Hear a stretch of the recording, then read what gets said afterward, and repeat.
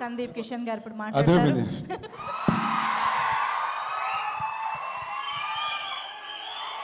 Thank you, love you.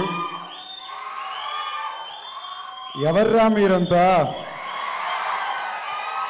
Telugu cinema lovers, Karthi అన్న fans. పొద్దున్న మీకు ఇంకా ఇప్పటికి ఇన్ఫర్మేషన్ వచ్చి ఉండదు. ఇవాళ మధ్యాహ్నం నేను కార్తీ అన్న ఒక ఇంటర్వ్యూ చేసాం. చాలా సరదాగా ఉండింది. చాలాసార్లు కార్తీ అన్న సిగ్గుపడ్డాడు. అప్పుడు చెప్పామన్నా, నీకు తెలుసో తెలియదో ప్రజెంట్ తెలుగు జెన్జీ సినిమా ఆడియన్స్కి నువ్వు పిచ్చ ఫేవరెట్ అన్నా. అది వాళ్ళ గొప్పతనం ఏంటంటే మీమ్స్ ద్వారానో రీల్స్ ద్వారానో జెన్యూన్గా కష్టపడి నిజాయితీగా తన పని చేసే వాళ్ళని ఎప్పుడూ వాళ్ళు గుర్తించి పట్టుకునే ఉంటున్నారు. గత 15 ఏళ్ళుగా వచ్చిన సినిమా హీరోలందరికీ నేను గత 15 ఏళ్ళు వచ్చాను కాబట్టి నన్ను ఇంక్లూడ్ చేసుకుని మా జనరేషన్ చెప్పుకుంటున్నా.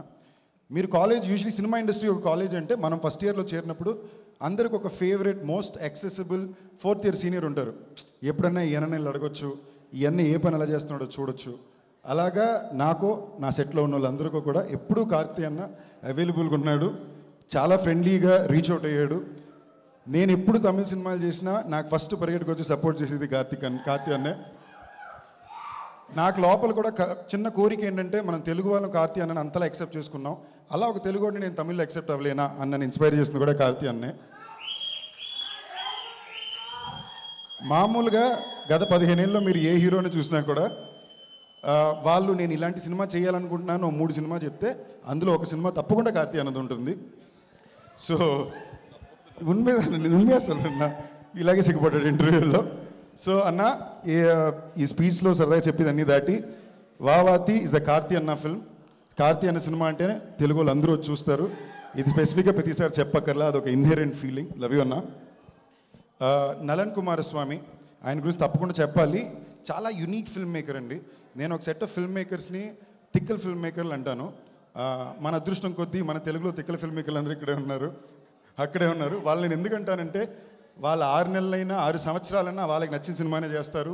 కావాల్సినంత టైం తీసుకుంటారు, ఇష్టం వచ్చినట్టు కథ రాసుకుంటారు. మా గురువు గారు ఇక్కడే ఉన్నారు. ఓకేనా? ఎవరు కూడా చాలా పర్టిక్యులర్గా ఉండే వ్యక్తులు.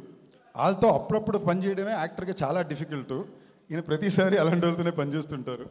నలన్ కుమారస్వామి ఎలాంటి వ్యక్తి అంటే, మీరు ప్రాజెక్ట్ జెడ్ మాయవన్ సినిమా తెలుసా మీకు? ఈ మాయవన్ సినిమాకి అతనే డైలాగులు రాశాడు. అతని డైలాగ్ బీట్ అర్థం అవడం ఎంత కష్టం అంటే, ఫస్ట్ 4 రోజులు మేము 360 degrees కొడుతున్నాం కెమెరా. అంటే అన్ని యాంగిల్లో అన్ని సీన్లు తీస్తున్నాం. తర్వాత ఆయన ఎక్స్ప్లెయిన్ చేశాక మాకు అర్థమైంది. అలాంటి ఒక వ్యక్తిని అర్థం చేసుకోగలడం, అతని స్క్రిప్ట్ని పర్ఫెక్ట్గా అర్థం చేసుకోవడం కార్తీ అన్న వల్లనే కుదురుతుంది. సో ఈ సినిమాకి నేను చాలా ఎక్సైటెడ్గా ఉన్నాను. సంతోష్ నారాయణ గారు మ్యూజిక్, జ్ఞానవేల్ అన్న my favourite don, my favourite అన్న. So I'm glad studio green ద్వారా వస్తుంది. కృతి శెట్టి, అదిగో అక్కడే తెలిసిపోయింది. అంటే నేను ఫస్ట్ ఇయర్ జాయిన్ అయినప్పుడు కార్తీ అన్న 4th ఇయర్ సీనియర్ అంటే నా మైండ్లో తన ఫస్ట్ ఇయర్ జూనియరు, నేను 4th ఇయర్ సీనియరు.